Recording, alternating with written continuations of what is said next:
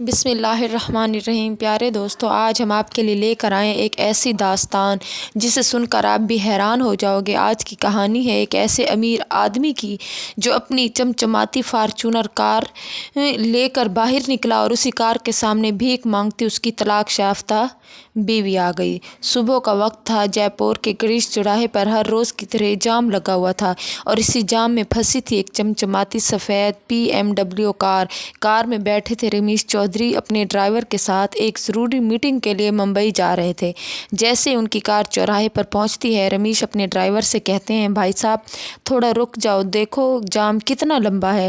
اتنی بھی کیا جلدی ہے، سامنے کتنے لوگ کھڑے ہیں، جلد بازی میں کوئی فائدہ نہیں ہے، آرام سے چلتے ہیں، ابھی کافی ٹائم ہے ہماری میٹنگ میں۔ ڈرائیور کار کو چوراہے پر ہی روک دیتا ہے۔ رمیش کی نظر آس پاس کھڑی کچھ عورتوں پر پڑتی ہے۔ یہ عورتیں پرانے میلے کچیلے کپڑوں میں تھیں، ان کے چہروں پر تھکان اور مجبوری صاف جھلک رہی تھی۔ ان کے پاس چھوٹے چھوٹے بچے بھی تھے جو گندے کپڑوں میں ادھر ادھر گھوم رہے تھے۔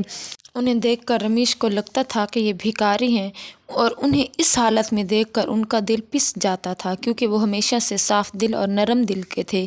وہ اپنے ڈرائیور سے کہتے ہیں، شیشہ نیچے کرو۔ جیسے ہی شیشہ نیچے ہوتا ہے، رمیش اپنی جیب سے پرس نکالتے ہیں اور اس میں سے کچھ نوٹ نکال کر ان عورتوں کو بلا کر دینا شروع کر دیتے ہیں۔ وہ 500 کے نوٹ دیتے ہیں اور مسکرا کر کہتے ہیں کہ اسے رکھو، تمہارے کچھ کام آئیں گے، اپنے بچوں کے لیے کچھ کھانا لے لینا۔ عورتیں پیسے لے کر انہیں دعائیں دیتی ہیں اور دھیرے دھیرے وہاں سے چلی جاتی ہیں۔ جام کھلنے لگتا ہے اور ڈرائیور کار کو آگے بڑھانے ہی والا تھا، تبھی رمیش کی نظر ایک عورت پر پڑتی ہے جو ان کی کار کی کھڑکی کے پاس کھڑی ہو کر بار بار کھٹکھٹا رہی تھی اور کہہ رہی تھی، صاحب آپ نے تو مجھے کچھ دیا ہی نہیں۔ یہ بات سن کر وہ چونک جاتے ہیں اور ان کی آنکھیں اس عورت کے چہرے پر ٹک جاتی ہیں۔ چہرہ تھکان اور گندگی سے بھرا تھا، لیکن پھر بھی کچھ جانا پہچانا سا لگ رہا تھا۔ وہ شیشہ نیچے کرتے ہیں اور اس عورت سے کہتے ہیں، ارے تم کاویہ ہو؟ وہ عورت یہ بات سن کر رک جاتی ہے، اس کی آنکھیں نم ہو جاتی ہیں اور دھیمی آواز میں کہتی ہے، ہاں میں کاویہ ہوں، لیکن رمیش تم یہاں؟ رمیش کا دل دھک سے رہ جاتا ہے۔ دوستو، یہ کوئی اور نہیں بلکہ اس کی طلاق یافتہ بیوی تھی جس سے اس کا طلاق 4 سال پہلے ہو چکا تھا۔ رمیش پریشان ہو کر پوچھتے ہیں، کاویہ تم اس حالت میں؟ تم تو ایک اچھے گھرانے کی لڑکی تھی اور کورٹ میں طلاق کے وقت تم نے مجھ سے 50 لاکھ روپے بھی لیے تھے، پھر بھی تم سڑک پر بھیک مانگ رہی ہو، در در کی ٹھوکریں کھا رہی ہو، کیوں؟ تم تو اگر ساری زندگی بھی بیٹھ کر کھا سکتی تو کھاتی، پھر یہ حالت کیوں؟ یہ سب سن کر اس کی آنکھوں سے آنسو جھلکنے لگتے ہیں اور وہ کہتی ہے، رمیش مجھے تھوڑا وقت دو، میں تمہیں سب کچھ بتاؤں گی۔ رمیش کہتا ہے، تم ایسا کرو، تم میری کار میں بیٹھ جاؤ پیچھے والی سیٹ پر۔ رمیش اپنے ڈرائیور سے کہتے ہیں، پیچھے کار کا دروازہ کھول دو۔ ڈرائیور فوراً دروازہ کھول دیتا ہے اور کاویہ کار میں بیٹھ جاتی ہے، لیکن جیسے ہی وہ کار میں بیٹھتی ہے، آس پاس کے کچھ دکاندار اور راہگیروں کو شک ہونے لگتا ہے۔ انہیں لگتا ہے کہ کہیں یہ امیر آدمی اس غریب عورت کو غلط ارادے سے تو اپنی کار میں نہیں بٹھا رہا، اور دیکھتے ہی دیکھتے چوراہے پر بھیڑ اکٹھا ہو جاتی ہے کہ یہ کیا ہو رہا ہے، اس عورت کو کہاں لے جا رہے ہو؟ سب اس آدمی پر غلط شک کرنے لگتے ہیں۔ کاویہ کے ساتھ جو عورتیں بھیک مانگ رہی تھی وہ بھی وہاں آ جاتی ہیں اور کہتی ہیں، تم اس آدمی کے ساتھ کہاں جا رہی؟ کیا ہے؟ کیا کہیں یہ تمہارے ساتھ کوئی زبردستی تو نہیں کر رہا؟ وہاں کھڑا ہر آدمی کانا پھوسی کرنے لگا اور اس آدمی سے بولتا ہے، بھائی صاحب آپ یہ کیا کر رہے ہو؟ یہ سب دیکھ کر کاویہ جلدی سے بول پڑتی ہے، یہ میرے طلاق شدہ پتی ہیں اور میں ان کے ساتھ جا رہی ہوں، یہ میرے ساتھ کوئی زبردستی نہیں کر رہے۔ بھیڑ آہستہ آہستہ تھم جاتی ہے، لیکن کچھ لوگ ابھی بھی کانا پھوسی کر رہے تھے۔ کچھ کہتے ہیں، یہ تو کوئی بڑا آدمی لگتا ہے، اس نے اس غریب عورت کو بہلا پھسلا لیا ہے۔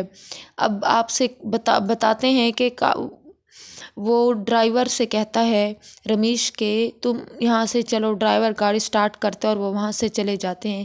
رمیش کاویہ کو کہتا ہے کہ آؤ میں تمہیں ایک پاس کے ہوٹل لے جاتا ہوں، اور ڈرائیور کو کچھ پیسے دے کر کہتا ہے، جاؤ بازار سے اس کے لیے ایک اچھی سی ساڑی، کچھ ضرورت کا سامان اور چپل وغیرہ لے آؤ۔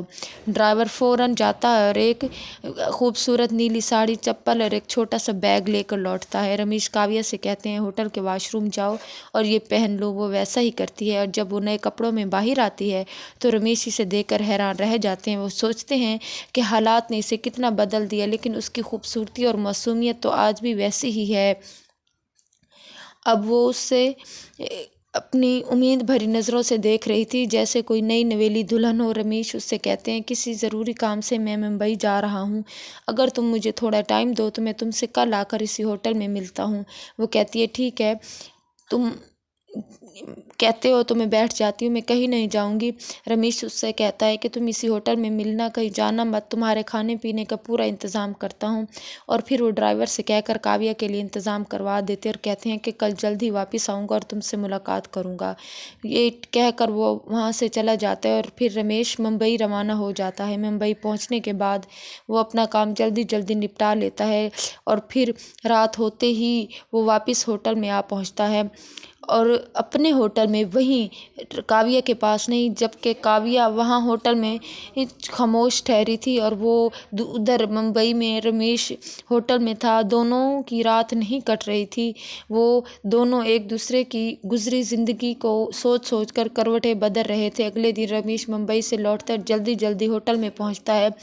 होटल में पहुंचकर काव्या उसे वहां मिलती है। कुछ देर बैठ वो दोनों बातें करने लगते हैं। काव्या अपनी कहानी सुनानी शुरू करती है। वो कहती है कि मैं कभी नहीं चाहती थी कि मैं तुमसे तलाक लूं। फिर वो उससे कहता है कि तुमने तलाक क्यों ली। वो कहती है तुमसे तलाक लेना मेरा कोई अपना इरादा नहीं था। मेरी तुमसे जब शादी हुई थी तो मेरे घर वालों ने मेरी शादी तुमसे तुम्हारी दौलत देखकर करवाई थी। मेरे जीजा जी और भाई बहुत लालची थे। जब भी तुम्हें देखने आए थे तो घर जाकर उन्होंने कहा था शादी तो इसी घर में होगी, चाहे कुछ भी हो जाए, और शादी के बाद तलाक करवा देंगे जिसमें पैसे लेंगे और तुम उस पर हर्जाना लगा देना। लेकिन मुझे ये बात शादी से पहले पता ना थी। शादी के बाद तुमसे तलाक लेने के लिए वो मुझे उकसाया करते थे कि तुम से मोटी रकम हासिल करें और सब मिलकर नई ज़िंदगी शुरू करेंगे। मैं उनकी बातों में आ गई और मैंने कोर्ट में तुम पर 50 लाख रुपए का हर्जाना ठोका और तुमने वहाँ वो रकम भी दे दी। होटल में बैठकर वो अपनी ज़िंदगी की कहानी सुना रही थी कि तलाक के बाद मेरे जीजा जी और भाई ने सारे 50 लाख रुपए छीन लिए मुझसे। उन्होंने कहा कि वो मेरी दूसरी शादी करवा देंगे और इन पैसों से एक फ्लैट खरीदेंगे।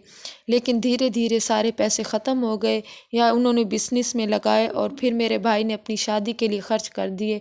जब पैसे खर्च हो गए तो मेरे घर वालों ने मुझे घर से निकाल दिया। मेरे माँ बाप ने भी मेरा साथ छोड़ दिया। कहने लगे अब तुम तलाकशुदा हो तो हमारे लिए बोझ हो।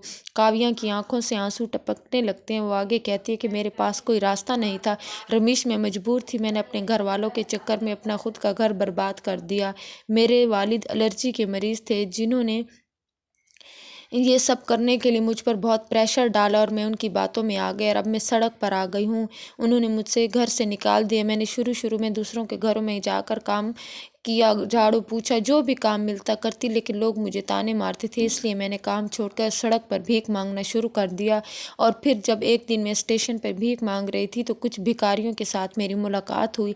वो औरतें मुझे अपने साथ ले गए और मैं अब उन्हीं के साथ रहती हूँ क्योंकि मेरे पास कोई और ठिकाना नहीं था और उनके साथ अब रहना शुरू किया। धीरे धीरे भीख मांगने लगी। मैं जानती हूँ कि ये गलत है लेकिन मेरे पास और कोई काम नहीं था। लेकिन मेरे दिल में तुम्हारे लिए वही प्यार था। मैंने तुम्हारी तस्वीर अपने पास संभाल रखी क्योंकि वो मेरी आखिरी उम्मीद थी। रमेश ये सब सुनकर शशदर रह जाता है। उसकी आंखों से भी आंसू झलकने लगते हैं। वो सोचता है कि कैसे एक इंसान का लालच किसी की पूरी ज़िंदगी बर्बाद कर सकता है।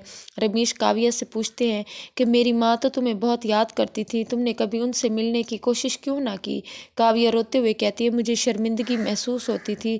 रमेश, मैं उनसे कैसे आंखें मिलाती, मैंने तुम्हारे साथ गलत किया, वो मुझे माफ़ कैसे करेंगी। बातें करते करते रात के 12 बज जाते हैं तो रमेश काव्या से कहता है कि आज मेरी शाम को मीटिंग है, फिर मैं वहाँ जा रहा हूँ। अगर तुम मुझे अपना पता दो जहाँ तुम रहती हो तो मैं वहाँ से लौट कर तुमसे फिर आ मिलूँगा। अपनी किराए के छोटे से कमरे का काव्या पता दे देती है और रमेश वहाँ से चला जाता है। मीटिंग ख़त्म होने के बाद जब वो सोने जाता है तो आज भी उसका वही हाल था। रात भर उसे नींद नहीं आती। वो उसके बारे में सोचता रहता है कि काव्या ने भले ही गलती की लेकिन उसका दिल आज भी साफ़ है और उसकी कोई गलती ना थी।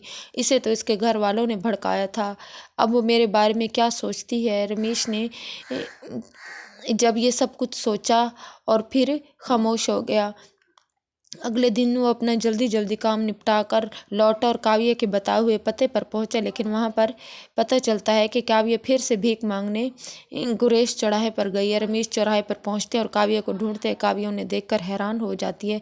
रमेश कहता है काव्या मेरे साथ चलो। काव्या को अपनी कार में बिठाता है और उसका उसी छोटे से मकान कमरे में जा पहुंचते हैं जहां एक पुराना बेड, कुछ टूटी फूटी चीज़ें और दीवार पर टंगी थी रमेश और काव्या की शादी की तस्वीर। वो उस तस्वीर को देखकर रुक जाता है, पूछता है कि काव्या हमारा तलाक तो 4 साल पहले हो चुका था, फिर ये तस्वीर क्यों? काव्या रोने लगती है और कहती है रमेश मैंने तुम्हें कभी तलाक लेना नहीं चाही थी, मेरे घर वालों ने मुझे बहकाया, मैं आज भी तुमसे इतना प्यार करती हूँ जितना शादी के समय करती थी।